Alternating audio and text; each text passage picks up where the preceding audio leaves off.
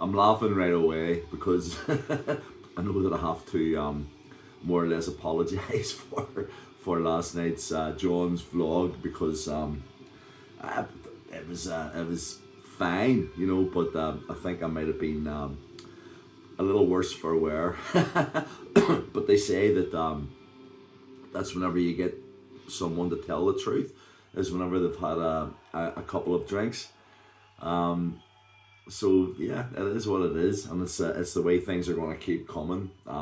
The only time that you'll ever see me, not exactly myself, will be if I've had a beer or two, because I don't partake of anything else, and I never will. So I was thinking back to August, because Robbie, Monsters of Man compatriot, he has been writing all weekend as usual, and giving me some great ideas. And he combined two words, actually, Thin Lizzy and White Snake, today, or it might have been actually last night, whenever whenever I'd had those beers. But he combined those words, and it brought me back to a show that I sang at in August, in Barcelona.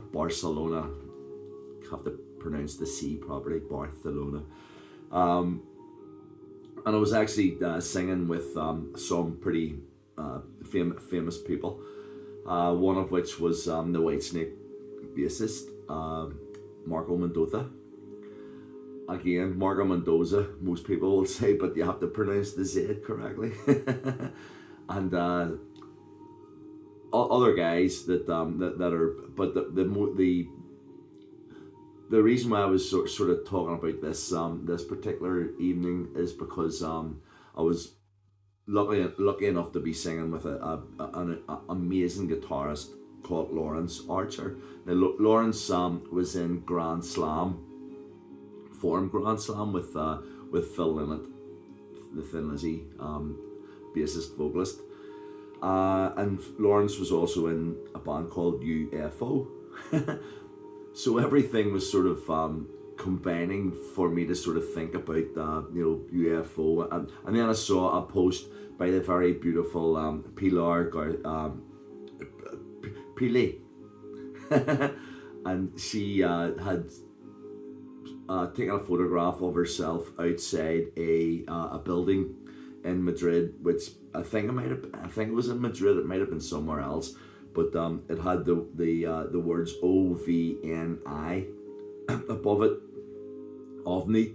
Now, you and I would probably see something like OVNI and probably think that it's something about OVNI is the old Volunteers of Northern Ireland or something. Well, that's what I thought whenever I first saw it, But OVNI in Spanish means UFO, basically, So again, another little sort of collaboration. So where does the UFO thing go to? Well, obviously it's heading towards a wee story which I was involved in. My dad had just bought me a pair of these. They were like white Reeboks ankle boots, brand new. And he said, "But keep them clean, son. Now, won't you keep them clean?" And I went, "I promise you, Dad, I will. I will." So that was like a week or so before there was the announcement that UFO, the actual original UFO film log, Pete Wade was in the band at the time. I don't think Lawrence was on guitar, but I think it was maybe a guy called Parker or whatever. But anyway, it was 1978 or 79. And like, UFO, wow, Doctor, and Lights Out and all the great songs, that we loved at the time. But I didn't have any money, and I think I was just out of fifth form, and it was school for me was over, but for the year, but I had remembered that my English teacher Bolo Brown had come into my art class, and he went round the my paintings, and he said, you know, I usually buy a painting from a pupil every year, just in case they get famous when they're older. Um, but he says, so, and I like that one. And it was like some cubist thing that I'd done. It was like that, only it was like basically of Annandale, the school that I went to, you know, from the perspective of the path down from the dinner hall to the main entrance. And he liked it, and I liked it as well, because obviously, you know, it's sort of it was reminiscent of where it was done. Um, but as I, whatever happened, he didn't buy the painting.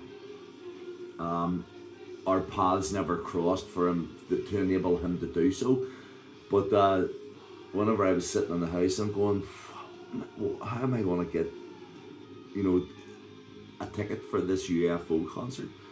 And then I went, oh, right, and I looked at the price of it, and like, this is crazy. But back then, a ticket to see UFO was £4.50. You know, like, this was like for one of the big, and they were playing in the Ulster Hall. So can you imagine, you know, paying £4.50 now, you know, for a major act? Oh, that doesn't even bear thinking about. But so I thought to myself, whoa. I could maybe get that £4.50 if I bring this painting that Bolo Brown, my English teacher, liked. So I walked all the way from the house up to the school, and to his little office, which was down round by the physics room, the library, and the main English rooms. And I went in, and he went, Harbinson, good to see you, you know. And he smoked a pipe. And I went, sir, we didn't get this opportunity at the end of the term, but I brought you along this painting. And then I was using my head, because I didn't want to turn around and say to him, you know, you said you wanted to buy it, you know. So it says, I know you like this one, so here, have it, please, and thank you very much for you know, for everything you did for me over the, you know, the O-level years. And of course I knew what was going to happen, and it did, you know. So he turned around and he says, no, I can't take it for nothing, and he gave me a crisp £5 note.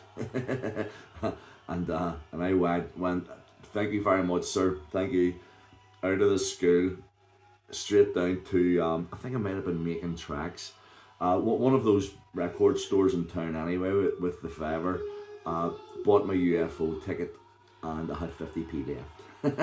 Which back then was, you know, I don't know what it...